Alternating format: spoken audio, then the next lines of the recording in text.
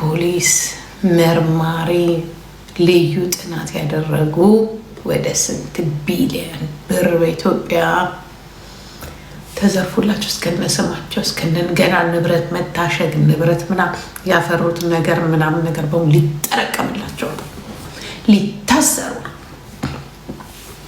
ከነዛ ማል አንድ 10ን አውቃቸዋለሁ። ያለ ረቢ አውቃቸዋለሁ። እዚሁ ላይ ታውቋቸዋላችሁ። ለካ አዳሚ ኢትዮጵያ አሁን ኢትዮጵያ ዲያስፖራ ነው ታያላችሁ። አሁን አናይ አሁን ኢትዮጵያ ምን ይላሉ? ኢትዮጵያ አሁን ደግሞ ይመጡና አሁን የሚበላ ነገር እየቆመ ነው እንዲላል። ኢትዮጵያ እንደ ድሮ አይደለችም ታያላችሁ። እንደዚህ አይነት ነገር የሚመጣ መንግስት ተበላሽቷል። 16 አንበሳ አልሻት እኮ ምነው ምን ችግር አለ? ምን ይሰማል? ምን ይሰማታል? አላውቅሻትም እንደ ሴትዮዋል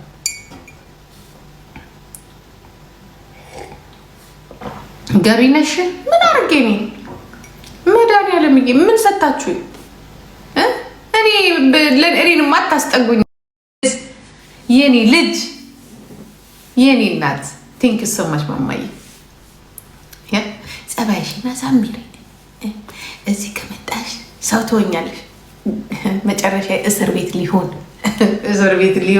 እኔ ላይ እንደሆነ ነገር ይበረታል። እኔም በ1 ሚሊዮን ብር እናንተ በ100 ሚሊዮን ብር ልትገቡ ሳርጌ እናት ጋላሪን እየሞላችልኝ ነው። መሬት ወስደሽ ቪላ ሰርተሻል። እኔ እናቴ የአያቴ መሬት ነው የወሰድኩት። ሳርጌ ቲንክ ሶ ማች ማማዬ ተባረኪልኝ። እንደዚህ እቅፍ ድግፍ የሚያደርግ ያ እንጀራ የሚያባላሽ አይዞሽ የሚልሽ መከታ የሚሆንሽ ያ አለውልሽ የሚልሽ ፎንቃ ለዘላለም ካንቺ ጋር ይሁን። ለዘላለም የምትወጁ የምታከብሪው ቤተሰብ ይስጥሽ። እንዲህ ደግሞ ባርኔጣ አርጎ ገበሬ አርሶ የሚያበላ ጥሮ ግሮ የሚያመጣ አይዞሽ የሚልሽ እኔ ያለውልሽ የሚልሽ እንደ ወታደር ከኋላ እንደዚህ እንዲህ ብሎ የሚጠብቅ መከታ ይስጥሽ። ወንድምም ሊሆን ይችላል። ዘንድሮ እኔ ባል ብዬ አልመረቅም። ባልም ወንድምም ጓደኛም ሊሆን ይችላል። ቴንኪው መማዬ። እኔ ድሮም እኮ ሳራ ሲባል ሁሉንም ሳራ በዚች ልጅ ነው የምወደው። በዚች ሳራ ሁላችሁም በነገራችን ላይ 2 ሳራዎች አሉ። ሁለቱም ደስ የሚሉ ሳራዎች ናቸው። 3ኛ ሳራ አለች፣ ቀዌ ናት፣ አልሰጥም ብላለች። ፕሮፋይሏን እየቀያየረች ታምታታኛለች። ሳርዬ ኔና ቴንክ ሶ ማች ማማዬ። አሁን ጋላሪያችን እየሞላ ነው። ጋላሪ ሙሉ ነግሬያለሁ። ትንሽ ነው የቀረው ጋይስ። ኧረ ጋላሪ ሙሉ ልንጋይስ ወይ ኧረ ጋላሪው እንዲህ ብሏል ብሏል ብሏል። ጋላሪውን ሙሉት። ኧረ ነውር ነው። ጋላሪ ሞላ ማለት በቃ አቅሊያችን በሙሉ ወደ ላይ ከፍ አለ ማለት ነው። አለፈልን ማለት ነው። ጋላሪ ካልሞላ ግን ቤት ውስጥ ያለው ነገር በሙሉ ባዶ ሆኗል ማለት ነው። ዛት ጊዜ ያው ስምሽ ወጥቷል፣ ተፈላጊ ነሽ። በምንድን ነው ስም የሚወጣ? የኔ እናት ምን ሰጣችኝ? በዚች ምድር ላይ ከጀርመንም ከኢትዮጵያ እዳ የሌለባት ያላጭበረበረች ሴት ብትገኝ አንድና አንድ ጂጂኪያ ናት። አንድና ምናልባት ጀዋር መሀመድ 2ኛ፣ 3ኛ ጃልመሮ፣ 4ኛ ማን አለ ሌላ? አንደኛ ግን እኔ የምመራችሁ ሀገራችሁንም ማላቀው ያ እናንተንም ማላቃችሁ። በስልክ ከሆነ ማጭበርበር ያለው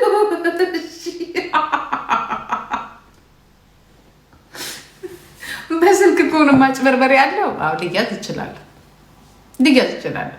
አንደኛ ግን ከዚህ ትግል ውስጥ ዶክተር አብይ አህመድንና ቤተሰቦቻቸውን ለ4 ኪሎ አብቅታ 5 ሳንቲም ሰባሪ ሳትይዝ 8ኛ ዓመቱን ከዚህ ሰውዬ ጋር የምታከብር ብትኖር ጂጂና ጂጂ ናት። አይስወር ጂጂና ጂጂ እንዲያው የኖቤል ሽልማት መሸለም ካለባት ጂጂኪያ ናት። 5 ሳንቲማችሁን አላውቅም። ባይሆን እነዚህን ወሮ በሎች ለዚሁ ላይ ያበቃሽው አንቺ ነሽ በሚለው ልጠየቅበት እችላለሁ ለወደፊቱ። አንቺና ጀዋርና ልክ እናቴ እኮ ትላለች፣ ይኸውላ ጣጣ ያመጣችሁት እናንተ ናችሁ ትለኛለች። አንቺና ጀዋር እና ቤተሰቦቹ ትግሉን ፍሮንት ፋይት አድርጋችሁ ማናችሁ የመጡት ለዚህ ሁላ ያበቃችሁ፣ ለዚህ ሁላ ሌቦች ያበቃችሁት እናንተ ናችሁ ካላችሁ እሱ ያስጠይቀኛል። ምንድነው ትርፍሽ ጂጂዬ? ትርፌ ራስ ምታት፣ ደም ግፊት፣ ስኳር፣ ድህነት፣ ትርፌ መቃጠል፣ መንገብገብ። ያተረፍነው ነገር ብቻ ነው።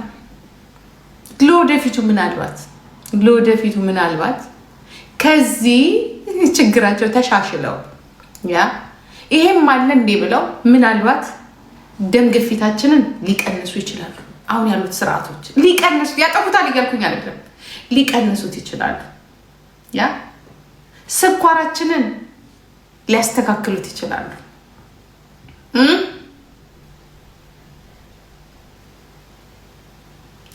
ውፍረታችንን ሊጨምሩት ይችላሉ። ብዙባቸው ወደ ሌጋ የዱርዲ። ስለዚህ እባካችሁ ካለፈው 8 ዓመት ተምራችሁ ሀገራችሁን ጠብቁ፣ ባንካችሁን ጠብቁ። አጭበርባሪዎች በተለይ እግዚአብሔር ምስክሬ ነው፣ ዲያስፖራ ሲገባ አታሽቋልጥ መንግስት። እኔ እውነቱን ልንገር፣ ዲያስፖራ ማለት ሌባ ነው። እኔ ተናግሬያለሁ።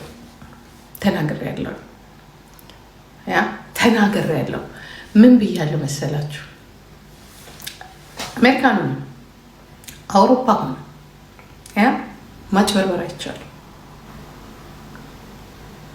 ሰውዬው ማንን ትችላለህ ሲባል ሚስቴን አለ።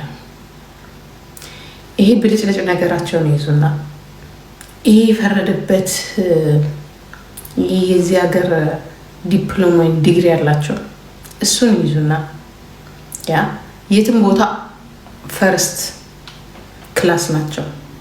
ምክንያቱም የተወሰኑ ዶላር እጃቸው ላይ አለ። ማጭበርበሩን የለመዱት ከዚህ ነው። ሲስተሙን ያውቁታል። ይህን ሞኝ ህዝብ ተስፋ ይሰጡታል። እዚህ ቁጭ ብለው ሲቀዱ ነው የሚውሉት። የክሪሚናል እንትን ሲያዩ ነው የሚውሉት። ከዚያ ይሄዳሉ። እዛ ኢትዮጵያ ለባንኩም ተስፋ ይሰጡታል።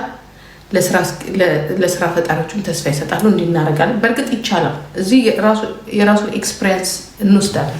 እኔ አሁን ከእድሜም ሊሆን ይችላል። ያ ማለት ኢትዮጵያ ውስጥ የሚሰራ የለም ማለት አይደለም። በነገራችን እያየን ነው። ያ ትላንትና ከመቀሌ የነበረ ዲዛይነር ልጅ ዛሬ ዓለምን እያንጋጋ ነው። ኦኬ፣ ብዙ ወጣቶች አሉ የስራ ፈጠራ የሚችሉ። ግን ለምንድን ነው ራሳችሁ የባንክ ማናጀርን ብትሆን ለምንድን ነው በራሳችሁ ሰዎች እማታምኑት? ለምንድን ነው በከሰረ ዲያስፖራ የምታምኑት? እኔ አይገባኝም ያ ነገር። ዲያስፖራ እኮ ቢያልፍለት እዚህ ሀገር ያልፍለት ነበር። ከኔ ጭምር ነው የምነግራችሁ። ግን እዚህ ሀገር ፋይት ማድረግ የሚያቅተው በጣም ብዙ ሰው አለ፣ ሰርቶ የማይገባል። ለምንድን ነው ዲያስፖራ ሲመጣ የኢትዮጵያ መንግስት ይምጣ አትቀበለው እያልኩኝ አይደለም፣ ይምጣ በራሱ መንገድ ነገር ይስራ። ለምንድን ነው እጁ ዘርግቶ የኢትዮጵያ ባንክ የኢትዮጵያ ኢንቨስተር ቅድሚያ ለዲያስፖራ ዘርፎ የሚወጣው ይበልጣል እኮ ከሚያተርፈው ይልቅ። እግዚአብሔር ምስክሬን እኮ ነው። ዘርፎ የሚወጣ ለምንድን ነው ደግሞ ሀብት ወደ ኖሳር የፖለቲካ አይደለም። አንቺ ደግሞ በቃ ስረፊ ወሬ አበዛሽ ሆነች።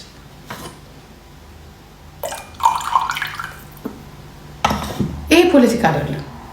እትስ በቃ ኮሚኒኬሽን እያደረኩኝ ነው። አትመኑ። ስለ ሀገር ነው እያወራን ያለው። አትመኑ። ማነ ምንድነ ኮንታክት አድርጉ። ምን አለው እንመጣለን። የሆነች 1 ሚሊዮን ብር $10,000 አሁን ብሩ እንደምረቱ $10,000 1 ሚሊዮን ብር ባንካችን ውስጥ እናስገባለን። ከዛ በኋላ ከብሔራዊ ባንክ ከኢትዮጵያ ባንክ 100 ሚሊዮን ብር እንበደራለን። ፌር አይደለም። ባይሆን እኛ ለዛ ሀገር የሆነ ነገር መስጠት እንዳለብን ነው የሚሰማኝ። እግዚአብሔር ምስክር እኔ የሚሰማኝ አይ የሌላው እንዳለ ከዲያስፖራ ጋር የተያያዘ ነው። እንዳለ እዛ ያሉት በራሳቸው አይደለም ያስወጡታሉ። ገንዘቡን ያጭበረበሩት ውጭ በሚኖሩ ሰዎች ነው እንዳለ ብሩ የወጣው ባለስልጣኖቹ ጭምር ማለት ነው።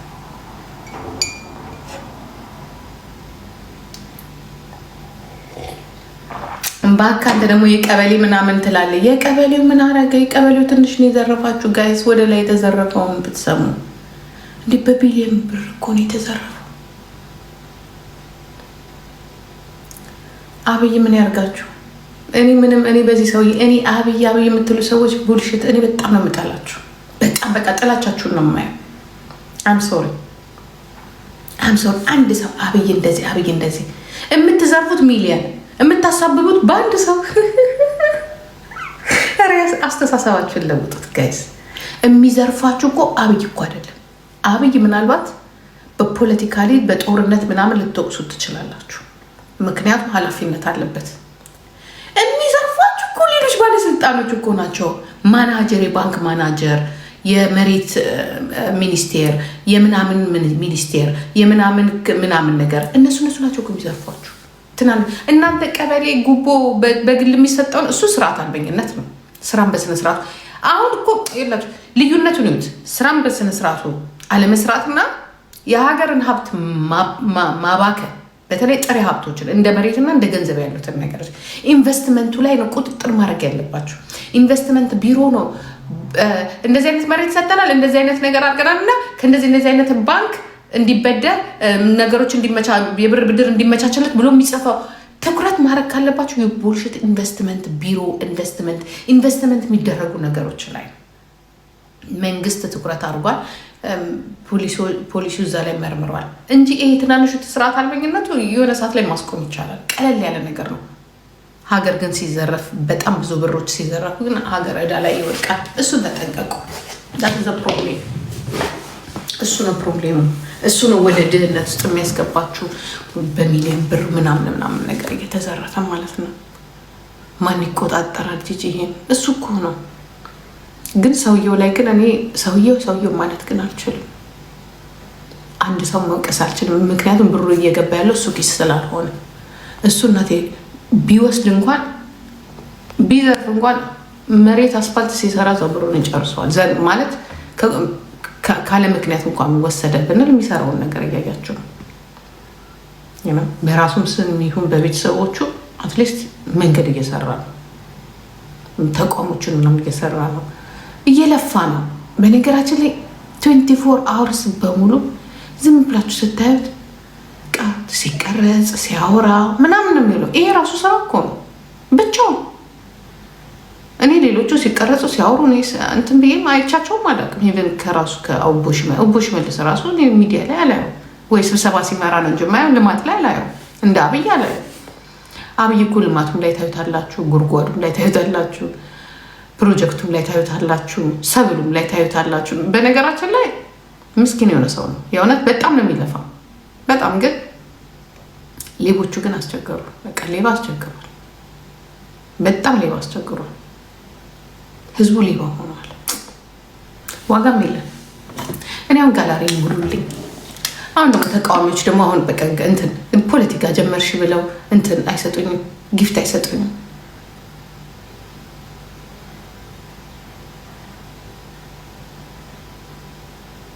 ምን ታውቂያለሽ? ለራሱ የሰራው ከሰው የተደበቀ ምንም ይስራ ይዝረፍ የሚስረቅም ለማንኛውም እየሰራ ነው።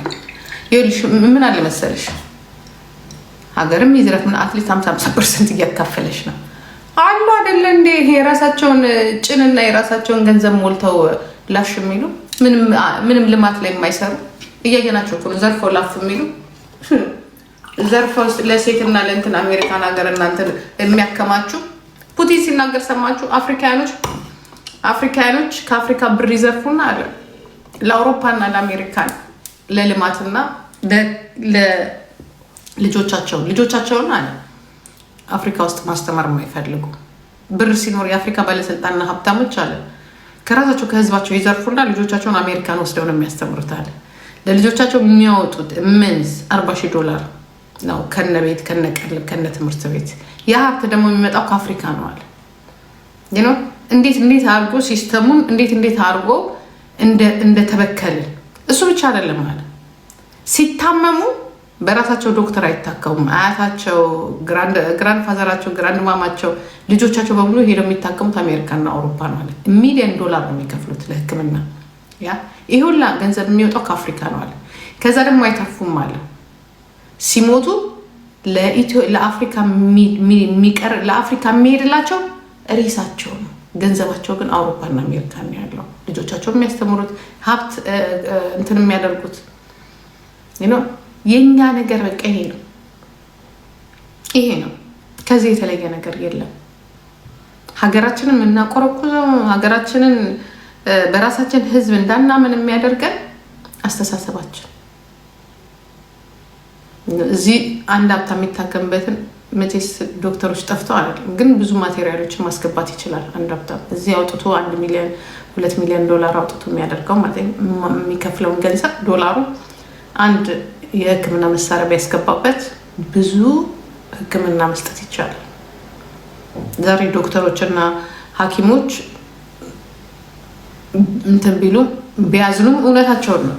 ይሄ የዚህን ያለው የአፍሪካ ባለሀብትና ባለስልጣኖች ትዝብት ውስጥ የወደቃችሁት። ስትታመሙ ቤልጅየም መታችሁ ትታከማላችሁ። በማን ገንዘብ ነው እንግዲህ? የኢትዮጵያ እናትና አባት በከፈሉት ግብር ማለት ነው። እሺ ኤኒዌይ እሱ ዘረፈ አብይ ዘረፈ ስትሉ እኔ አብይ አህመድ ዘረፈ ቢባል እንኳን ያ አጭበረበረ ቢባል እንኳን አትሊስት ያጭበረበረው ለሀገሩ ነው ብዬ ነው የምለው። ወደ ኪሱ የሚከተው ነገር የለም። እየሰሩ ነው። እሱና አዳነች አቤቤ የለወጡትን ለውጥ ኢቭን ሽመልስ አብዲሳ አልለወጠ። አንድ ኦሮሚያ ላይ ያጸዳው ከተማ እንኳን የለም። ወይ ቢሾፍቱን አላጸዳ፣ ወይ ግንጪን አላጸዳ፣ ወይ እንትን ምንድን ነው የሚባለው፣ ወይ ሰላም አላረገ። ምንድን ነው እሱ? ያ የሀገር መሪ ሆኖ እንደዚህ ከሰራ ይሄ የከተማ መሪ ሆኖ ምንድን ነው የሚያቅተው? የትኛው የክልል መንግስት ነው እንደዚህ ያደረገው? የለም። እኔ አሁን አዳነች አቤቤ የኦሮሚያ ፕሬዚዳንት እንድትሆን ነው የምፈልገው። አይስበ የኦሮሚያ ፕሬዚዳንት አንድ ኦሮሚያ ክልል ላይ ራሱ ምንም የተሰራ ነገር የለም በዚህ በ8 ዓመት ውስጥ። ቀዩን ዝም አንድ ከተማ እንኳን አልጸዳ።